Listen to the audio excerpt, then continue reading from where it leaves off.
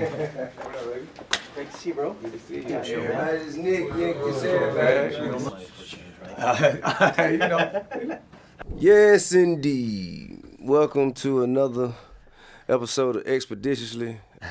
I am Tip T.I. Harris. Now listen, this is a special episode because in the business today we often hear the phrase multi-hyphenate, you know what I'm saying? But today's guest kind of takes that term to an entirely different level. He's an actor, a DJ, a director, a producer, a rapper, a game show host, a radio personality, a television host, executive producer, director. I'm just a hustler. You dig what I'm saying? Man, please welcome to ExpediTIously, Mr. Nick Cannon. My God, man. Yes, man, this is a pleasure. I feel like we was just sitting down and I was on the other side interviewing you. So. And man, guess what? I didn't even have this shit going on at the time. Yeah, that's crazy. That was the other day ago. Yeah, that was really like, I think maybe 3 weeks ago. Legit. Yeah. Congratulations, man. We was talking you. about it on the radio show. You breaking records and stuff already. So man, thank you. That's major, man. I appreciate it. I stumbled into it, man. And I mean, the people. But you're a natural, man. You just got the gift of gabs. I mean, obviously as a storyteller and as an MC, but then just this. I mean, we've had private conversations to even how you move. Like every time you crack a mic open, you know, it's news. I mean, I think anytime so we've been able to talk ourselves out of a ticket. You know what I'm saying? That's gonna that's gonna give us all the experience we need, man. Yes, sir. Hey man, so let's start with why don't you let's tell the people where you from. Man, I grew up. I was born in San Diego, California. But I tell people I kind of had that real like boys in the hood type of story growing up in Southern California, wanting to be a part of the gang life. Right. Pops was all in that life. My pops changed his life and became a minister and went to North Carolina, where my family's originally from. So once my parents was teenagers when they had me, so I stayed. With my mom and my grandmother in San Diego. You know, Pops wasn't around, started getting fascinated by the life. And then when I started getting into too much trouble, my mom shipped me to North Carolina. So I grew up back and forth between San Diego and North Carolina. Yeah, I mean, you know what I'm saying? Like going back and forth at that young age must have gave you like two upbringing. Yeah, real talk. You know what I mean? Yeah, I try to tell people that all the time because like, it's interesting because like my mom was married to one of the illest D-boys in the neighborhood. Right on. So I got that experience of like I could do anything at my mom's house. Yeah. We was rolling around in Cadillacs on Dayton's. And I had truck jewelry, gazelles, all that stuff. And then when I was shipped to my dad because things was getting a little too hot. Right. He was a minister. So I couldn't watch nothing secular, listen to no. He burned my Snoop Dogg cassette, like seriously, like evangelical. Yeah, evangelical. Like my pops was serious with it. So to have that experience, and then my grandmother also raised me too. So she was like kind of the middle, because she still lived in the hood in Southern California. So I kind of got. Like I say, the best of three worlds of understanding. Like I was my mother's only child, I was my father's oldest, and I was like my grandmother's baby. So like I kind of saw so many different aspects of life growing up. Man, I mean, so how you got your first big break, like with comedy? Or was it DJing, or was it acting, or was it one of the other 99 probably jobs church, man. At the end of the day, and when you in church, you grew up doing music, comic, all of that. My pops was, preaching and stuff, and I would open up for him. How could you do comedy if you... So you were doing clean comedy? Yeah, it was church comedy. It was Jesus jokes and shit like that. But it was just... Man, tell me one of your Jesus jokes. Them Jesus jokes, they ain't funny no more. They was cute. I was cute. Like, I wasn't really funny, but it's just like doing stuff with, the Shadrach, Meshach, and the big black Negro, all of that type of stuff. Taking little Bible stories and putting a little urban spin on them. But it was gimmicky.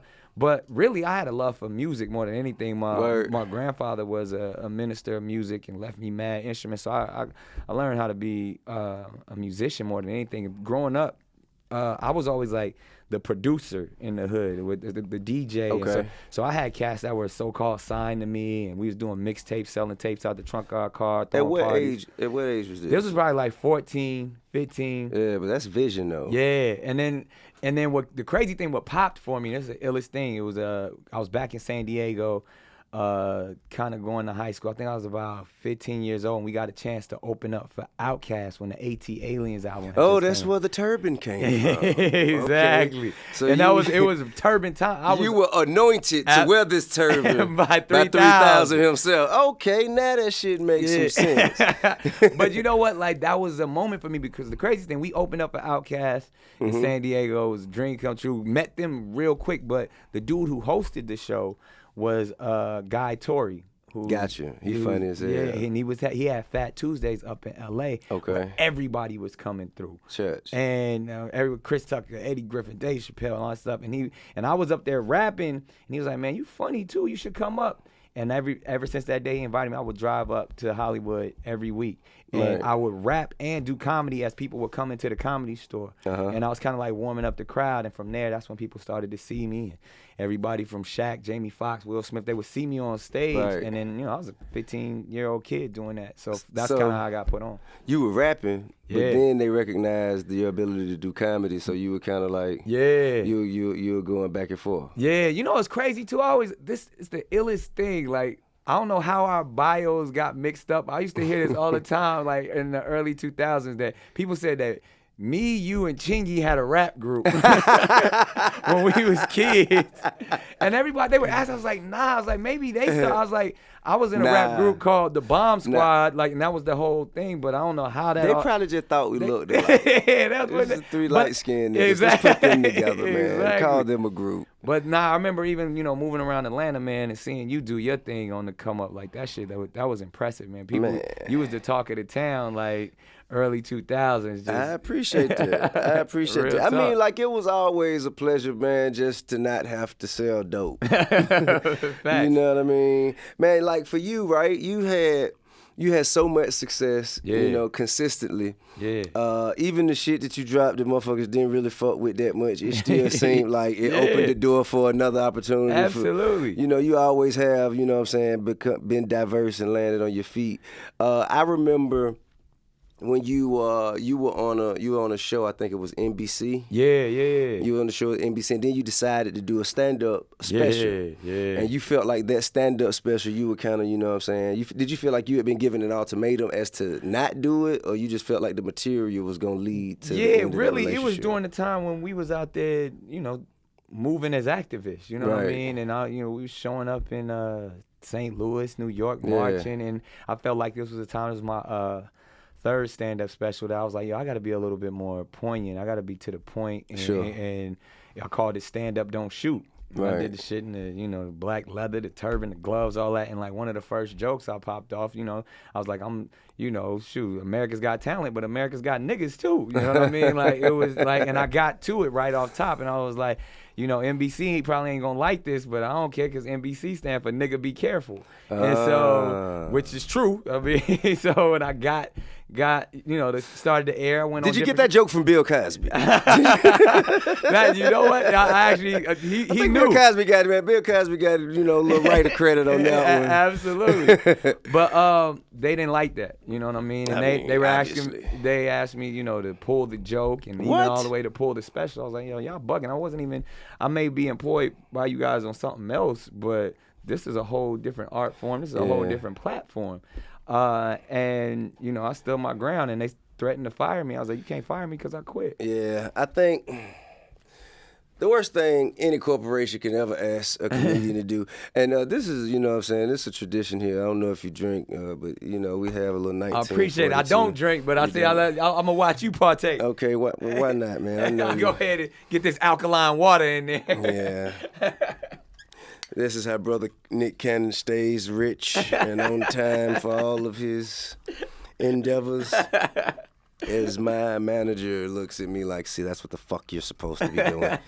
We'd be a lot richer if we did. We'd be a lot richer. We'd be rich as Nick if we could just cut the shit, Tip. Hey, man, you pretty damn rich, Tip. So keep doing what you're doing. Man, you know what, man? To me, it's about being rich in opportunity. As long as the things that I do continue to speak for the voiceless and provide me with new opportunities, I'm good. Man, I look up to all the things you do. I can even say that there's times where I've been envious of your moves, just because I mean, you've had such the journey that I feel like is gonna go down in history as one of the greatest to ever do it. Like, man, thank you. And just really like from all the adversity that you face. That's what I was about to say, man. Were you envious of me when I had to go to prison? But I remember, because if you really would have asked, like, I would have let you take my place. But you did that shit in the coldest way. Like I remember before you went in, it was just like you was for the community, and we was speaking that stuff. I ran into you in DC, and you just had such the right perspective, a head on your shoulders. And like the community was behind you in such a way, man. And it just like I commended this journey because like at the same time your business was still together. Right. And then after it all was said and done, you came out and reinvented yourself, and like people wanted to write you off because you was on top. Right. Like, and then they was like, oh, he done messed it up. Like a motherfucker. He done messed it up. And then you played that card and went a whole nother direction and came out and was like a leader and a family man and a father, and it's like, yo, man, look at that journey. Like that's resilience right there. Yeah, I mean, I appreciate that. Yeah. I always have a conversation with people whenever we're talking about like the greatest and who, like I feel like legends are made when you're doing great and then something happens, and you have to pivot. Right. And readjust yourself. Right. And you can do great again. Facts. You know what I'm saying? It just ain't that much fun, or ain't as much fun looking at a motherfucker do shit perfect all the time. Facts. You know what I mean? Like, I mean, of course people relate you've never to made any mistakes, of course. You know what I mean? I think that but you know. And I like the thing is on some man shit, like you would make a mistake and then immediately own up to it. You know what I mean? Like yeah, especially the times I got caught. And a lot of times, man, people don't really know what all you be going through because you keep a smile on your face through it all, man. But you've been having a battle with lupus. Yeah, man. Since 2012. Like you just found out that you were affected by it? Yeah, again, you know, we was up in Aspen during the holiday season, chilling. I'm thinking like I'm up there trying to work out. Thinking like maybe I'm dehydrated because, you know, the elevation or altitude sickness. So like my lower right side is just killing me, and I'm trying to work out through it, trying to run, trying to do whatever I can. How long did you notice pain before you actually? It was probably like a week. Damn. Being in Aspen, and then like, you know, I'm like, I'm not feeling well, but it's the holidays, so I'm chilling. I'm spending more time in the bed, and I remember trying to work out. And then just walk into the bedroom, and I just passed out and fell on the floor. And Mariah came in, she saw me, and she called, 911, like, yo, he passed out. And then at first they thought it was like, oh, he has altitude sickness. Right. You know, because that happens a lot up there. And then they were like, nah, well, he's dehydrated. And I'm like, nah, well, I think he got a kidney infection or maybe kidney stones. And then by the time they did a whole kidney biopsy, it was like, nah, he had, kidney failure. And from that, they figured out like what made it happen. They saw that they diagnosed me with lupus nephritis. And, at that time, I was scared as shit. I was like, I don't know what the fuck that is, And they rushed me to Cedars-Sinai, put me on a plane and all that shit. And I was in the hospital for like weeks trying to figure it out. And then, I learned that you can live with lupus, you know, and you can actually be really strong and actually probably. You look like you kicking his ass. Yeah, I was about to say it's actually made me stronger, more health conscious and aware, and kind of turn my test into a testimony in that way that now I can be an example for others who are dealing with autoimmune diseases or any other diagnoses that are out there. So it's kind of I've become like a health and wellness advocate, and that's what's up. Doing stuff for the kidney foundations, the lupus foundations, and any other autoimmune disease, any diseases that I just try to be like, look, you can fight through it. And that's even why we're working on a Dr. Sebi documentary. And one of the reasons I remember having a conversation with Nipsey about the same thing about, putting the right things in your body and, alkaline water and eating healthy. Right. And at the time, neither of us had had the chance to meet Dr. Sebi, but we were students of a lot of his practices, which is really, make your food your medicine, and the fact that it's an African mineral process that eat to live, not live to eat. Yeah, exactly. Like, and it's a way as melanated people. There's certain things that we are tolerant to and that we are intolerant to. And it's just about putting the right things in your body and utilizing them as fuel and nourishment and not, just poison. So through that, like I said, I had chopped it up with Nip a couple of times about that. And then I had heard that he was doing the Dr. Sebi documentary. Right. And then obviously, the tragedy of, losing our king. That I was like, terrible. I was like, yo, still terrible. Yeah, I'm gonna step up, and at least one thing I knew we had in common, I could take the reins and help the marathon continue in that space. Right. I mean, I think we all have to pitch in and do our part. No one of us can do it all. Facts. And I think that's what we kind of realized a little bit when in the passing of Cuz, that man, he was doing too much. Yeah. We was, we was really looking, or we weren't really looking to him because most of us didn't everything that he was doing. But that responsibility needs to be shared by the entire community. Facts. You know what I mean? It shouldn't be one of us doing so much because it's so many of us doing so little. Yeah. You know what I mean? So he was certified just based off of just like everything he spoke. Right. Had potency to it. You know what I mean? He wasn't about no bullshit from his music to how he moved to his community. Like, he would let you know. And it's in this industry, it's not a lot of cats that's like that. So I think that's why, his legacy is so strong and so powerful because, like he said, you check his record. You know what I mean? Like that. I mean, that's never been questionable. And Nip was always a guy, man, that, he would come as a youngster in the game, asking, my opinion on certain things and even asking direction on how to do certain things. And he always just had an incredible amount of poise to him. Yeah. You dig what I'm saying? He always asked the question as though he already knew the answer. Right. My behavior when it comes to women. Yeah, like, and I had to unlearn. It's a whole new paradigm shift because I come from the culture of wanting to be pimping and wanting to be, just glorifying the aspect of disrespecting women. Well, okay. That's what I had to. I'm still unlearning it because I'm gonna be honest. Because and my music still using bitch, still using hoe, still But at the same time, we get coming into this world of like we embracing our queens. We getting back to that idea of uplifting the woman and understanding that the black woman is God. But it's a hard thing to unlearn when it's been perpetuated. In from our music to our movies to just sexism in general, treating women like second-class citizens. That shit is difficult, man. Like, because I love women. Like, I love women the way Pac love women, the way Prince love women, the way Lenny Kravitz love women. I love like them. So there's an aspect where That's what I'm saying. But I think, them. But see, that's not what I was about to say. Is if what you're doing is done out of love, and it's endearing. I don't know how. Now, if you're obsessive, because I mean, you didn't say you had an obsession. No, I do. Because it's like I think I get what you're saying because I think I'll never be able to be with just one woman again. Like that. Like that's gonna be tough for me. Like I did it in a marriage. I was faithful in my marriage, but I couldn't. So you was faithful in your marriage. Absolutely. The whole time I was married. But I knew, like, and the reason why we split up, it had nothing to do with infidelity or nothing like that. But I knew I would never get married again. Once I stepped away from that, I was like, that construct is not designed for me. Yeah. And so as much I gave it my all. And then, because even before that, I was like, I don't believe in marriage, but shit, it was Mariah Carey. Whatever she say, I'm with it.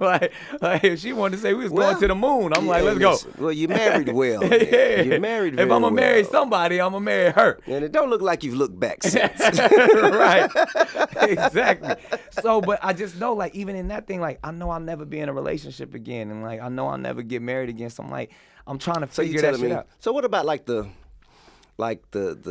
poly lifestyle? Even like I respect a polyamorous situation, but me personally, that's too much of a construct with too many rules in it. Like I don't want to answer to nobody. I don't want 5 or 6 that I don't want. I want to be by my goddamn self. Like and like okay, you want to be by yourself. yes, right. forever. You sure? Man, I got lonesome tattooed on my neck. I'm good. Are you sure? See, Nick, but I don't have to say right now, Nick. See, I don't have what you have. You got a beautiful situation. You got a queen that y'all go through it and rock children. Like, I got kids. I got kids by, different women. So do I, Nick. Right?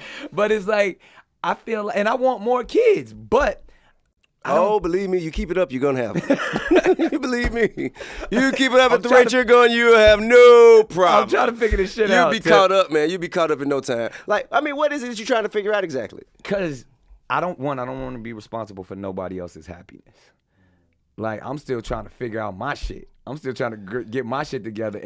And I ain't going to get too deep into this shit, but the fact that, I have a condition that stress, puts me in the hospital, on some lupus type shit. And to me, all relationships equal stress. I ain't never been in a relationship that wasn't stressful. Whether I'm putting the stress on myself or whether she putting the stress on me. Yeah. So I'm like, ever since I've been out of relationships, I haven't been back in the hospital. You know what?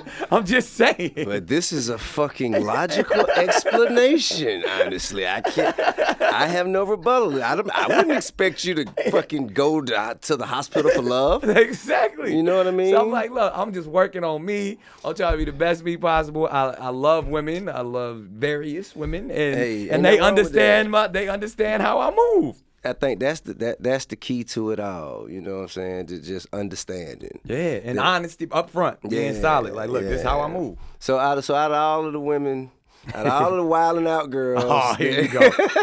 Here you go. Oh, or maybe not. Maybe not. Or maybe not. But out of all of them that have an honest understanding of where they stand in Nick Cannon's life, out of all of them. Yeah.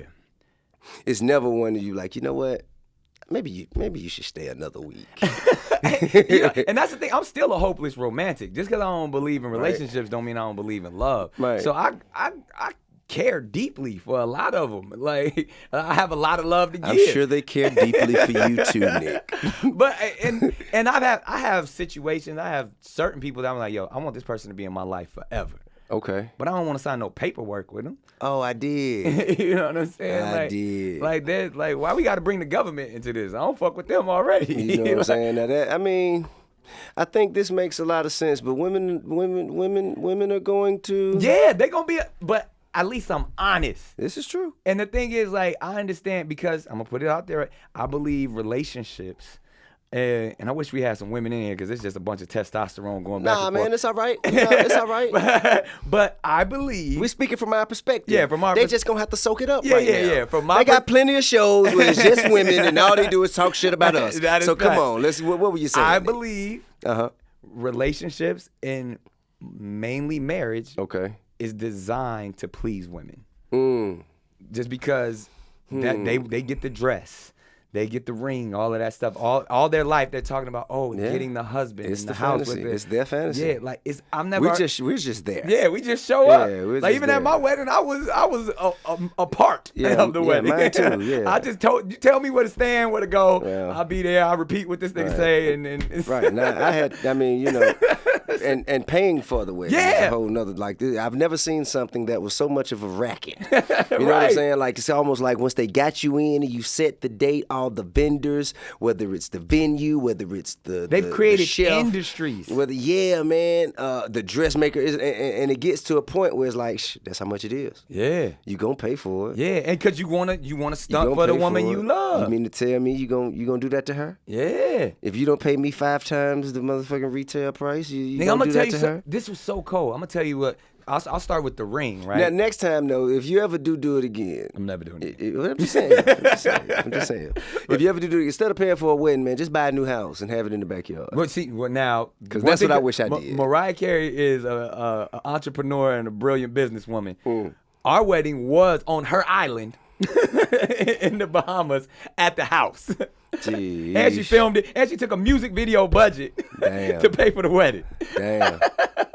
So hats off to her. Yeah, That's a very brilliant woman. You might need to call her, see if she want to get married again. If I wanted to do it again, it would be to her. You know what I'm saying? Now that makes sense. So if you would get married again, it'd be to Mariah. It'd be Mariah. Yeah, I can dig that.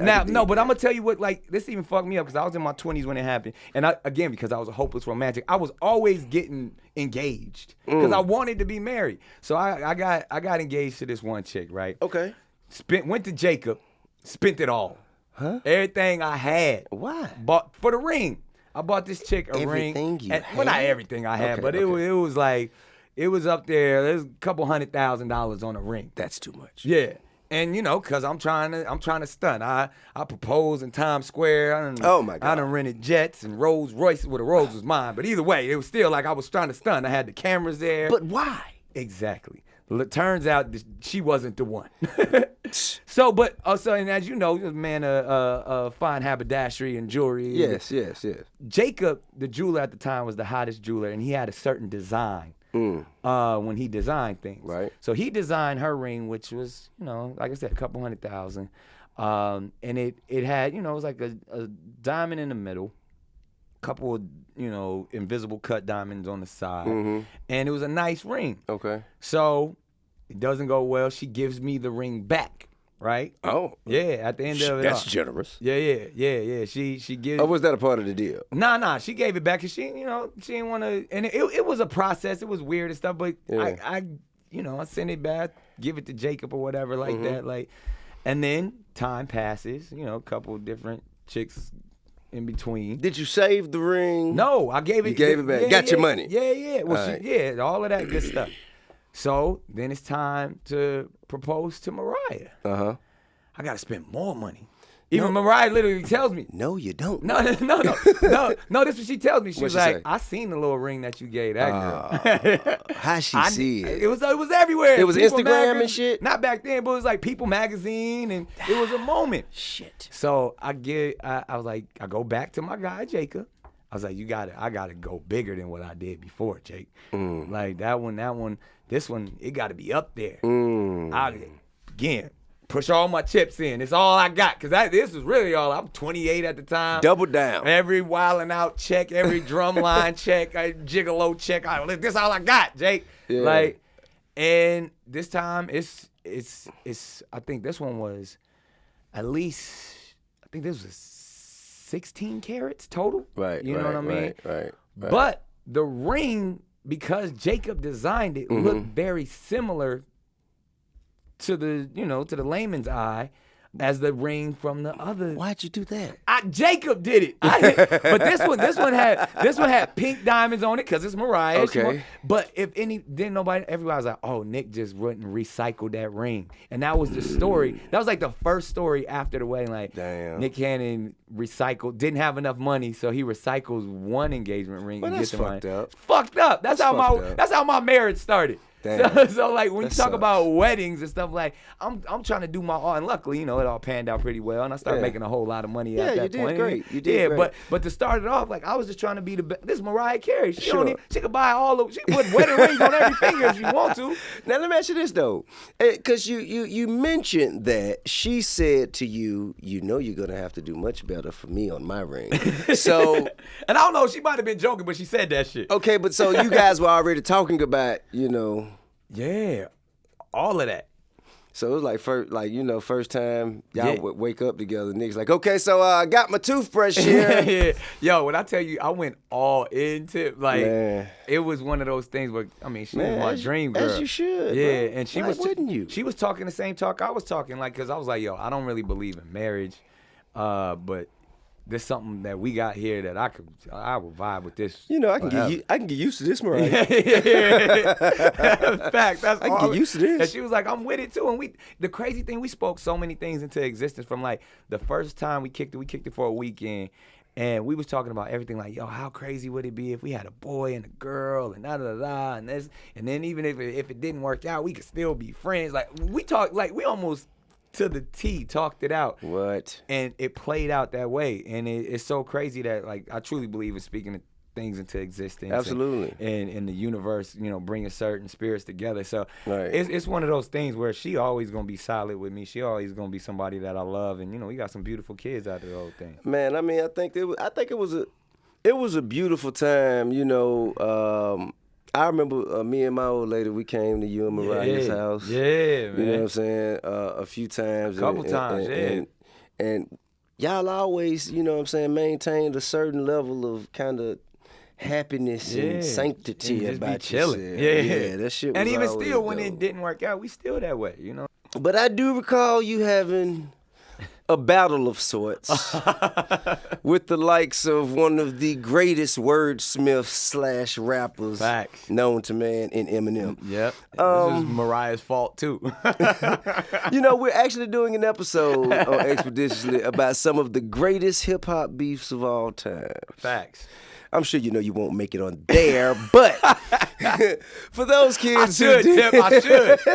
Hey man, he didn't want to battle me. It could have went down. Can you blame him? Listen, I think that what was there? It was 100,000. It was a boxing. I was like, whatever he want to do, I'm with it. God. And this is the only reason why. That thing. I wish I could have hollered at you on that this Mariah pussy got it was. Nigga, think about it. Biting, you hear me? Nigga, think about it. You in a situation, right? I think we was flying back on the jet from Africa somewhere. Do you hear this shit? And this motherfucker drop a song, like, talking shit, like calling her all kind of bitches and hoes. I'm like, this is my wife. This is my new wife. I got it. Like, and it was hard. That would have been hard. Yeah, I wrote a letter first. This was like right when, I don't even know if Twitter had came out yet. It was right during that time when social media just started popping. So I wrote this long ass letter, pretty much saying, look, I respect you as an artist. Right. I'm actually a fan. I think you're one of the best to ever do it. But from man to man, you talking out of pocket to my wife, you got to be held accountable for that. So I need to see you face to face. I can dig that. And that's all I was saying. Like, face to face, let's get to it. I can dig that. And whatever happens when we face to face, happens. Yeah, I can dig You know that. what I mean? And it's funny because, they like to build up these superhero characters. They do. But if you've ever seen Marshall Mathers in person, he's not someone that looked like he really wants to smoke with most. I don't know. I'm just saying, for me. I think he got that crazy white boy energy, though. I mean, but you know what I'm saying? Yeah, like, you never know what can happen. You never know. You never know. I'm just saying, I'm very secure with what. So I was ready I was ready for whatever. So I went looking for him. Ooh. I called managers. Damn. And at the time, we was working. God rest his spirit, and Chris Lighty. Okay. You know what I mean? He was my guy. So right. And he had 50, and him and Paul was cool. So I was like, look, if you want to get on the phone, if I need to come to Detroit, like what is it? Like, cause you done disrespected my wife, and this is I gotta show my wife I'm a man. For That's one, real. Well, yeah, you gotta. And then two, it got he said my name. I'm like, look, I know I ain't gonna be. I said that I know I'm not gonna be able to out rap you, but I will whoop your ass. And those were the exact words at the time. Yeah, man. I mean, cooler heads prevailed. I think, I would have ended up in Detroit somewhere. But That's guess what? You still wouldn't have found him. Fact. So, but again, time passing, and I was like, yo, well, let's just chop it up. And then, Mariah, I feel like Mariah won the battle because she put that shit out. She put the Obsessed song out, put Gucci Man on there. Gucci was going at him. Like, it was, and I was like, that was well played. I think they both got some records out of it. Damn. And everybody went their separate ways. My thing, I was like, yo, let's come on wilding out, man. Let's have some fun with it now. Like at this point. You talking about with Eminem? Yeah, that shit, man. Like he one of the best rappers and battle rappers to ever do it. We'd have some fun. Yeah, absolutely. I don't want to fight no more. I don't think any of you guys want the kind of smoke this man would come. It would be amazing though. It would be fucking amazing. It'd be the best episode. Biblical. Do you hear me, man? He would just body everybody. Jeez. But and again, like I said, he's still in my top 5. Absolutely, man. But I'm just like I feel like anytime somebody says something, you a man of strong character and morals. Absolutely. Like you just got to be held accountable. Got to see you. I got to see you. If you say something, absolutely got to see you. We gonna have to have this conversation like men. That's all I wanted. Yeah. And he was talking and running and duck. He apologized. He did apologize. So. Well, I mean, I don't even think he did, and then like because you got to think about M's career. Right. His career, like nobody's held him accountable. Nobody's whooped his ass. Nobody's taking him seriously. Like as far as like say like you talk about the Backstreet Boys, he's talking because they ain't trying to whoop his ass. But have you noticed he never talked out of pocket to none of us? But I mean, and he then I was like, now you think I'm gonna talk? Benzino. You don't remember Benzino? Yeah. And that's a Benzino gangster. Yeah. But see, like I think that was calculated. I don't know. Because he kind of went at it was more. Yeah, all right, I'll give him that. I mean, I don't know. I'll give him that. I'll give you that. I don't think that he went out of his way to go at you necessarily, or ever went out of his way to not go at anyone. I think, and again, because you were kind of collateral damage. Yeah, I was collateral damage. You know what I mean? Because he was talking about and whatever their personal situation was, the hearsay, and everybody got three sides to the story. Point is, he wasn't on the jet. Right. You dig what I'm saying? Right. And then, like I said, whatever y'all had, I don't know. I'm just saying, but you're not gonna disrespect my wife. Absolutely. And that's what that's what it came down to. I don't care what y'all had going. I'm in here cracking lobsters now. Exactly. You understand me? God damn it. Coast to coast. You understand me?